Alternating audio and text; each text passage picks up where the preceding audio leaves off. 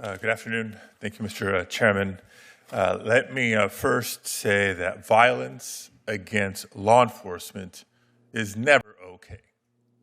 And I speak for all my Democratic colleagues in the committee and the Senate for that matter in saying so. Violence against law enforcement is never okay. And I will continue to emphasize that as we have in the past.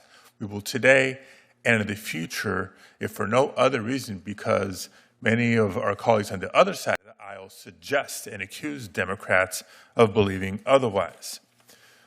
But for today's hearing, let me begin with a very simple question. Why are we here? Are we here truly to conduct oversight and find ways to actually improve the situation and public safety in our communities? Or are we simply here to throw more fuel on the political fire? Today's hearing title tells us all we need to know. Quote, the radical left's crusade against immigration enforcement. That doesn't exactly set the stage for a productive, serious conversation about how we both protect law enforcement officials and improve public safety. It's the title of the next exercise in Republican political theater. That's really what's happening here. So let me once again say that violence against law enforcement is never okay. But I refuse to sit back as this committee attempts to use or condone the use of law enforcement as a shield for abuses of power by this administration. If today's hearing was indeed a serious effort to protect our law enforcement, we would have government witnesses testifying before us today and fielding our questions as a committee. But that's not the case.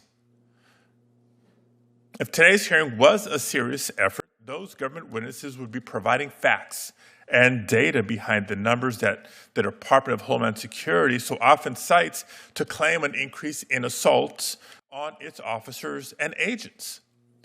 But even after repeated requests, months and months of requests from my office and from others to the Department of Homeland Security to back up their claims of is it 500%? Is it 1,000%? Now we're even hearing claims of up to 8,000% increase in assaults or death threats. They've refused to provide them. Mr. Chairman, you're very well aware of this. You and I discussed this last week. And as far as I can tell, they've even refused your requests for data and statistics. Why am I insisting on this? Why am I making this point? Because that data is critical.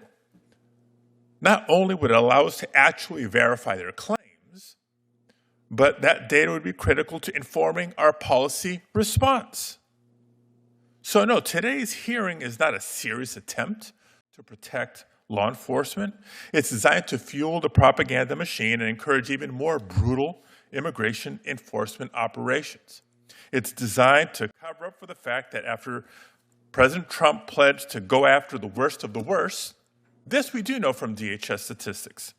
Over 70% of those currently detained in ICE custody have no criminal record. If they were simply focused on those truly dangerous, violent criminals, there would be no objection, there would be no debate, there would be no discussion. But the reality is far from their claims.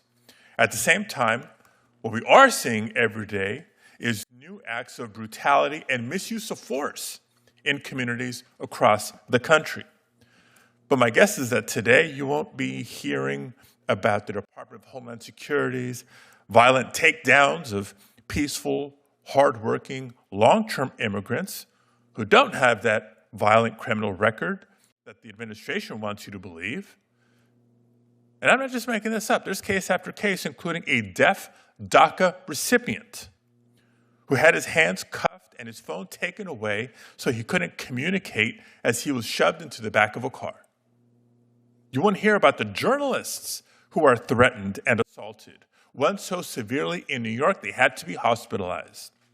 You won't hear about the clergy being shot in the head with a pepper ball or arrested for attempting to administer the sacrament of communion to the faithful at a detention facility.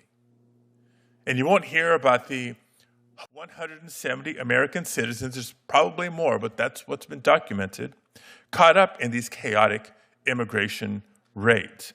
American citizens caught up in these raids.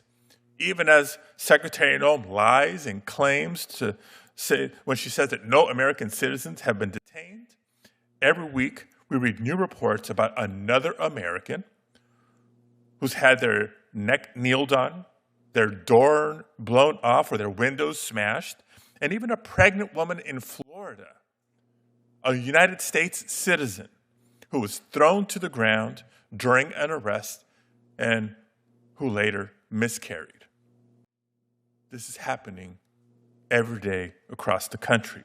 Masked agents have become so emboldened that even a Reagan-appointed federal judge recently wrote, and I'll quote, "In all our history, we have never tolerated an armed, masked secret police carrying on in this fashion," end quote. Now, this administration ignores the fundamental rights to due process every day as it carries out this authoritarian enforcement agenda, and instead has replaced it with the idea that if you look or talk a certain way, that's enough for you to be detained or even deported before you have a day in court. That's not just morally wrong. It's an attack on our fundamental liberties and the rule of law in the United States of America. But again, Republicans don't want to discuss any of this. Why? Out of fear of crossing the president and his outraged machine? Americans have had enough. They're sick of masked agents disrespecting daycares, schools, and churches, disappearing loved ones, and intimidating our communities. Americans are demanding that we do something. So, Mr. Chairman, it's clear to me that this hearing will not be a serious or constructive conversation, and for that reason, I refuse to give oxygen to the fire of disinformation and propaganda that this hearing was set up to ignite, and I refuse to be part of this charade.